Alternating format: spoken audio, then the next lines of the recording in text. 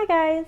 Okay, so my voice, I've been sick for quite a bit. My cough is still here, but it's not as bad. So I'm going to try to film this video without coughing a lot. Okay, I wanted to film a book update. I did get my second book of the month box. Reading the first book that I chose for this month, which is Recursion by Blake Crouch.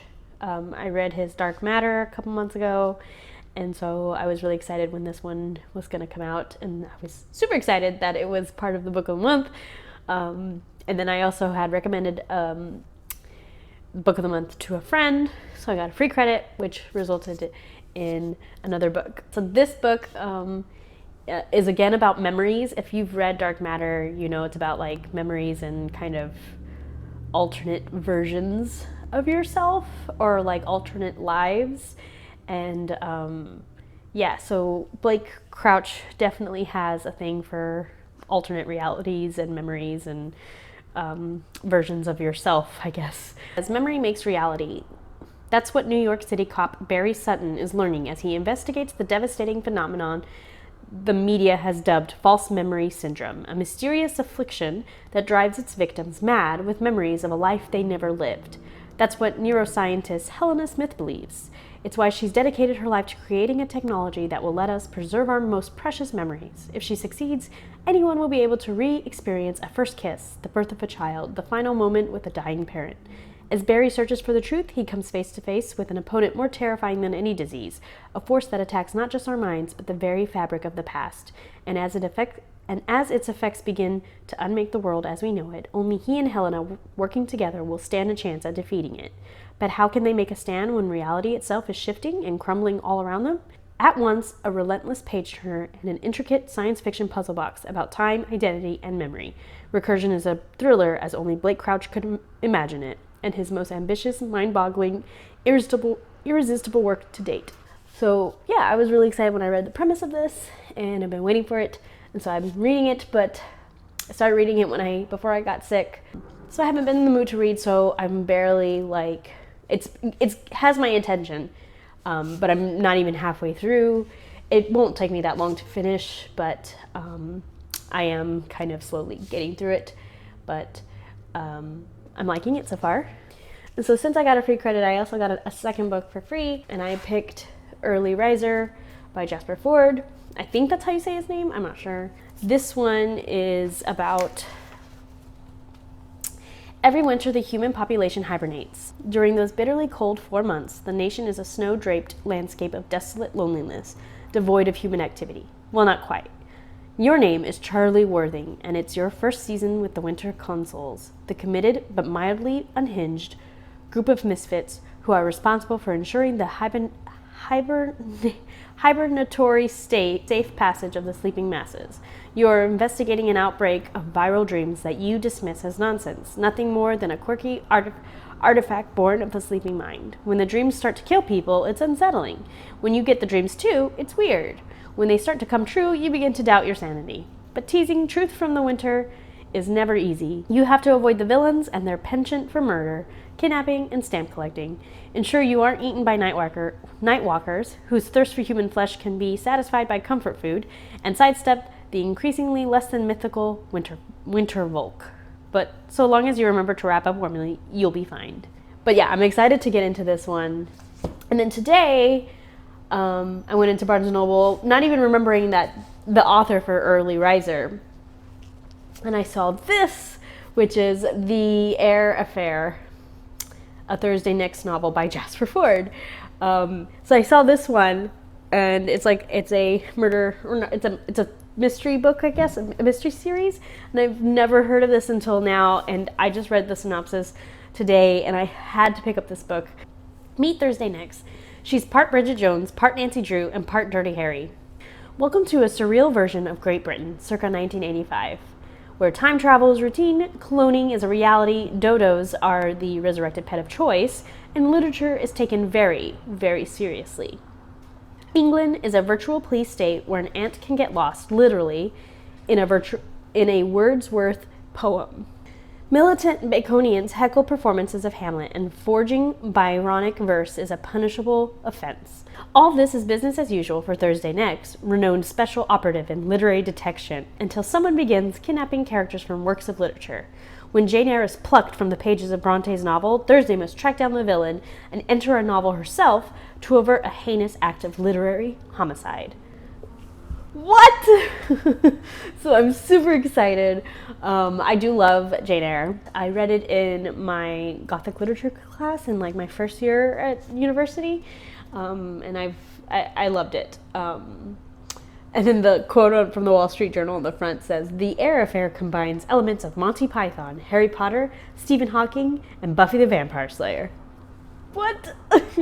So, not knowing that I had picked up that I had chosen one of his other books, Early Riser, or one of his newer books, I saw this one and I had to pick it up, and so I'm really hoping that it's as funny and as nice as the back cover is, or as the synopsis is, because then I do definitely want to start picking up the rest of these, which 7 books, oh my goodness. But you know what? I have several books on my list, and I don't mind adding more, and if you're like me, you don't either. So that is also on my list. So next up, Matt and I just finished watching Good Omens, and so I love Neil Gaiman, and so I decided to pick up Good Omens. Thought the show was really, really good. I liked it a lot. I haven't read anything by Terry Pratchett, but I know he's a very popular author. I'll just read the back cover of it. The world will end on next Saturday, just before dinner, according to the nice and accurate prophecies of Agnes Nutter, witch. The world's only completely accurate book of prophecies, written in 1655. The armies of good and evil are amassing, and everything appears to be going according to divine plan, except that a somewhat fussy angel and a fast-living demon are not actually looking forward to that coming rapture. And someone seems to have misplaced the Antichrist. So, yep, demon and angel have to work together to find out where the Antichrist is so they can stop the end of the world. But yeah, I think the show was really good, so I'm looking forward to reading this book. So let me start with Hecate by Lorena Alvarez. I featured the first one in another book video, and then I realized that the sequel had come out, and now I really want to get the first one on hardback so that they can match, because I got the other one on paperback. These illustrations are just so beautiful. I am in love with them, and I love Lorena. She is just so talented, and the book is just so beautiful. And it's about the little girl again, the same little girl from the first book. Oh my god, this book is so beautiful. And I love it. I just love it so much, and I really wish I could illustrate or even just draw. I've actually started drawing a little bit because I want to get into the habit of drawing and like just doodling random things. I'm not an artist, so I can't just imagine an image and then draw it. Illustrators can imagine something and put it on a piece of paper, and I just can't. I have to have a reference. If I could, it would look like this, and I love it so much. Next up, Buffy the Vampire Slayer came out with a new, reboot, and I love Buffy the Vampire Slayer, and I love that they use like the actor's likeness, which is, I wonder if they get paid for that, because technically they're not doing anything, but it is their face. So do they get paid for this, or did they kind of sign away their face away by doing the show? I don't know. What do you think? I love Sarah Michelle Gellar. I also like that on this cover she has what are they called, AirPods and an iPhone. So it's just funny to see this like update and make it to where it's modern, but it's still them. And I'm excited to have Buffy be continued because it's just great, and I love the illustrations. So I'm excited for them to continue doing this one as well. And then I picked this one up as well today. This is Croquette and Empanada, a love story by Anna Oncina.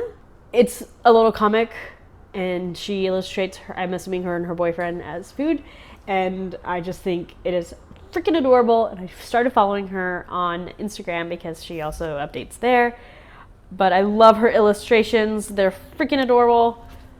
And I was super excited to see this at Barnes & Noble. And I was like, oh my God, I have to buy this because I have to. And it's adorable. So things like this, I love things like this. Like if I could illustrate, this is what I would like to make. I would love to make just little comic books. But I can't. Or at least not at the moment I can't. Maybe one day. These are the types of things I like to keep on my bookshelves because it's just, I can never get tired of looking at something like this. I do post on Instagram when I start a new book. I don't really talk about them much, I guess, after I finish reading them. Maybe I'll try to do an update video after I read books, but it's just, I just dive into the next book. Sorry, my nose is starting to get stuffy. So I think I've talked long enough and I'm going to finish. I'll go edit the video and I will see you in my next video. Thanks for watching and I'll see you. Bye.